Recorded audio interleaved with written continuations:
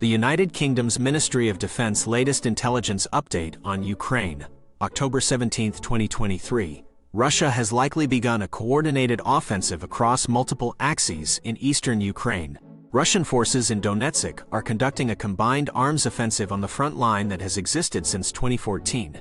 The town of Avdiivka is a major obstacle for Russia in taking full control of Donetsk Oblast. Russia's attack involves multiple armored battalions attempting to envelop Avdiivka. This is likely Russia's most significant offensive operation since at least January 2023.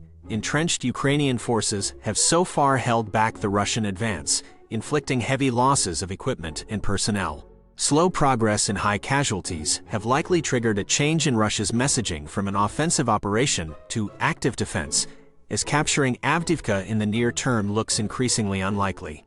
Ukraine's Armed Forces General Staff update. Russia launched missile and airstrikes across Ukraine using cruise missiles, SAMs, and attack drones. Ukraine shot down some missiles and drones. There were 56 combat engagements across eastern and southern Ukraine. Russia launched missile, air, and artillery strikes against Ukrainian positions and settlements. Fighting continues along multiple axes in the east and south. Russia occupies territory along the borders. Ukraine repelled Russian ground attacks along several axes, including near Kupiansk, Lyman, Bakhmut, Avdiivka, and Marinka. Russia conducted airstrikes along multiple axes, including near Bakhmut, Avdiivka, Marinka, and Zaporizhia. Artillery and mortar strikes hit numerous settlements across Donetsk, Luhansk, Kherson, and Zaporizhia regions. Ukraine continues offensive operations in the south and on Bakhmut axis, inflicting losses on Russia. Ukraine conducted airstrikes on Russian troop concentrations, anti-air systems, command posts, and ammo depots. Missile troops also struck Russian assets and positions. The Institute for the Study of War Russian Offensive Campaign Assessment. Ukraine used US-provided ATACMS long-range missiles to strike Russian targets in occupied Ukraine for the first time on October 17. The strikes targeted Russian-controlled airfields in Berdyansk, Zaporizhia Oblast, and Luhansk City. Ukraine likely conducted the strikes in secret to achieve operational surprise against Russia. Russia amplified images of alleged ATACMS munitions used in the Berdyansk strike. The strikes and Russia's reaction suggest Ukraine achieved its desired effect with the new long-range capabilities provided by the US. The Institute for the Study of War key takeaways today.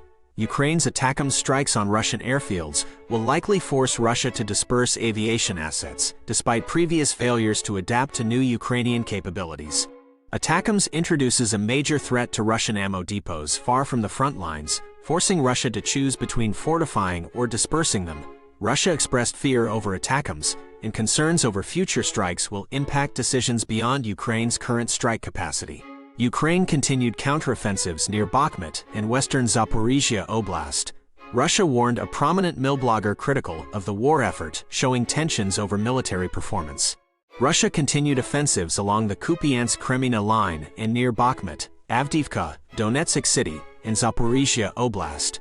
Russia is formalizing volunteer formations into Rogvardia. The Russian Orthodox Church is consolidating control in occupied Ukraine. Putin held talks with Hungary and Mongolia's presidents in Beijing.